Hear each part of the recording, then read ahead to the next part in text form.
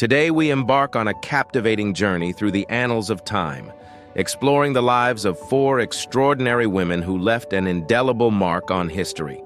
So grab your metaphorical passport as we travel through time and space to uncover the untold tales of Marie Antoinette's Versailles, Empress Irene's Byzantine court, Elisabeth Bathory's enigmatic castle, and Catherine II's Russian Empire.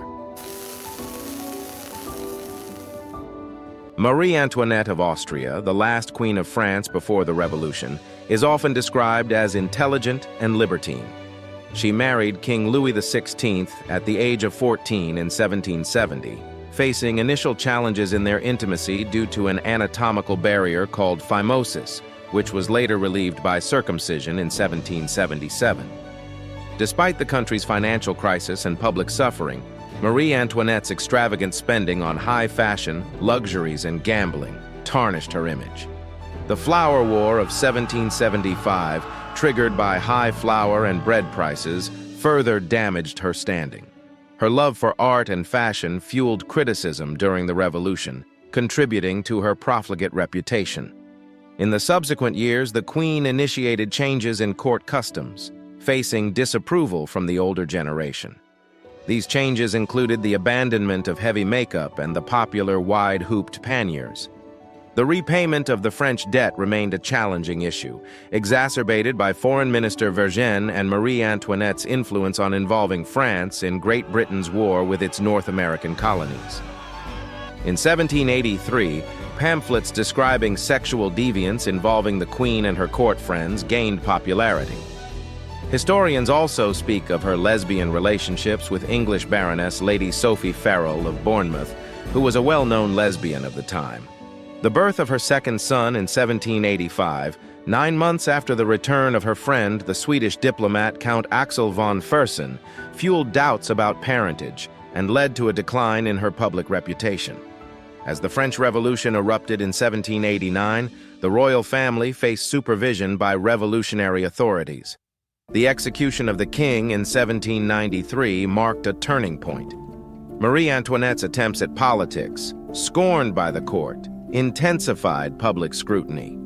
Accused of excessive spending and worsening financial woes, she struggled to regain favor. Her ambiguous response to the revolution expedited her tragic fate. Marie Antoinette faced trial by the Revolutionary Tribunal on 14th of October, 1793, with historians suggesting a pre-decided outcome by the Committee of Public Safety. Accusations included orchestrating orgies, sending treasury money to Austria, planning the massacre of the National Guards in 1792, declaring her son as the new King of France, and incest. She was found guilty of charges such as depletion of the national treasury, conspiracy, and high treason, leading to her unexpected death sentence. On 16th of October 1793, Marie Antoinette was executed by guillotine, maintaining composure despite insults from the crowd. Her last words, spoken after accidentally stepping on the executioner's shoe, were, "Pardon me, sir, I did not do it on purpose." Her body was thrown into an unmarked grave in the Madeleine Cemetery. As we bid farewell to the opulent courts of France and the tragic tale of Marie Antoinette, our journey plunges into the Byzantine Empire, where power struggles and cunning maneuvers take center stage. The wife of the Byzantine Emperor Leo IV, Irene became guardian of their 10-year-old son Constantine VI and co-emperor with him. During her regency with her son Constantine, Irene became very influential in government policies. As Constantine reached maturity, he began to move out from under the influence of his mother. In the early 790s, several revolts tried to proclaim him as sole ruler. One of these revolts succeeded, but in 792, Irene was re-established in all imperial powers as co-emperor with Constantine. He suffered a humiliating defeat at the hands of Cardam of Bulgaria in the 792 Battle of Marseilles. A movement developed in favor of his uncle, the Caesar Nikephoros. Constantine had his uncle's eyes put out and the tongues of his father's 4 other half-brothers cut off. Constantine also blinded his loyal general Alexios Mosele. His former Armenian supporters revolted after he had blinded their general Alexios Mausolei. He crushed this revolt with extreme cruelty in 793. Taking advantage of her son's unpopularity, Irene had Constantine deposed, blinded and imprisoned in 797, and seized power for herself alone, becoming the first empress regnant of the empire. With him out of the way, Irene proclaimed herself sole ruler. Irene called herself emperor rather than empress. A revolt in 802 overthrew Irene and exiled her to the island of Lesbos. Irene died in exile less than a year later. While Irene ruled the Byzantine Empire and faced political challenges, centuries later, in the beginning of the 17th century, another powerful figure, Countess Elisabeth Bathory, would be at the center of gruesome accusations and legal proceedings. In the early 17th century, rumors began to circulate around the village of Trenčín in present-day Slovakia. Peasant girls looking for servant work in the Čete castle were disappearing, and no one knew why. But before long, many locals began to point their fingers at Countess Elisabeth Bathory. Bathory is often proclaimed the most prolific female serial killer of all time, accused of slaying more than 600 young women inside her lavish castles.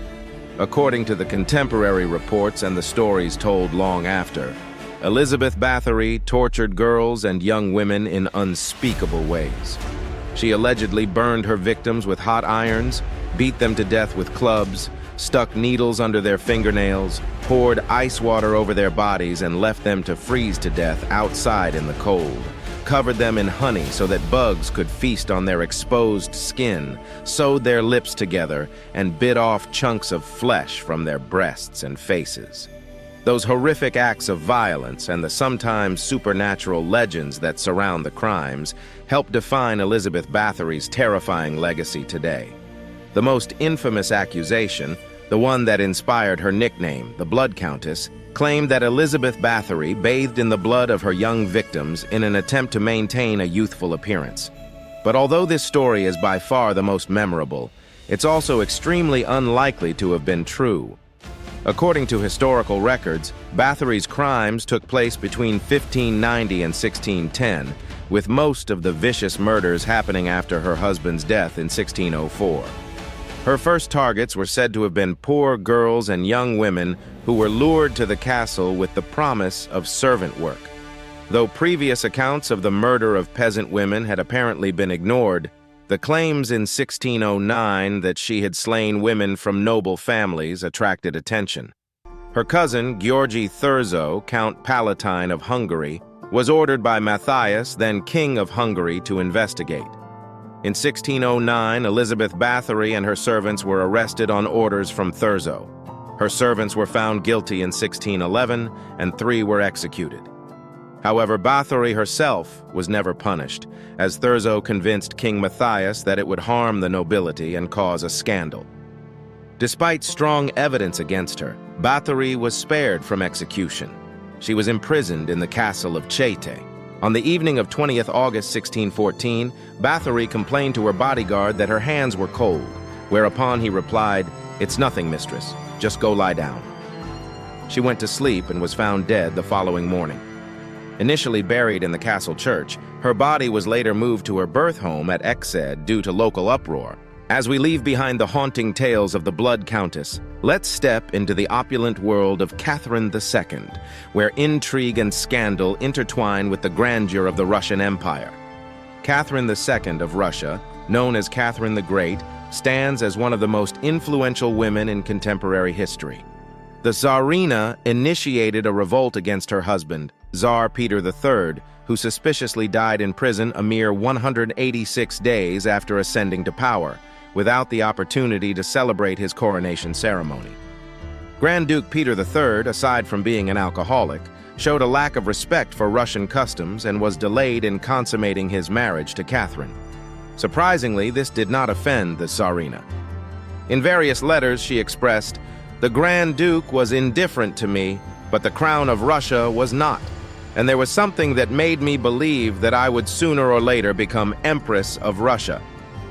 Catherine embarked on torrid romances with numerous court members, earning her a rumored count of over 1,000 lovers.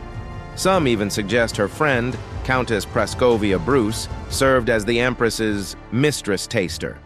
An intriguing legend surrounds an erotic cabinet supposedly ordered by Catherine the Great, adjacent to her suite in Gatchina Palace. The furniture within this space was said to be highly eccentric, featuring tables with large penises for legs, carved genitalia, erotic art on the walls, and statues of naked individuals. Some versions of the legend even claim that erotic artifacts from Pompeii were imported to enhance this collection. Several stories about Catherine's death at the age of 67 in 1796 have circulated since her passing. An urban legend suggests she died attempting sexual intercourse with a stallion, with the harness breaking and crushing her. Another tale, partly true, recounts her collapsing in a bathroom from a stroke, dying in her bed a day later. This story was humorously referred to by Alexander Pushkin in one of his untitled poems. Additionally, there is a version alleging assassination involving spring blades hidden in a toilet seat. Who could have predicted that the closing act of this royal drama would feature a broken harness and a conspiracy involving a toilet seat? The twists and turns of power and passion never fail to surprise. A story that might be worth a footnote in the history books if they can spare the space for this peculiar chapter.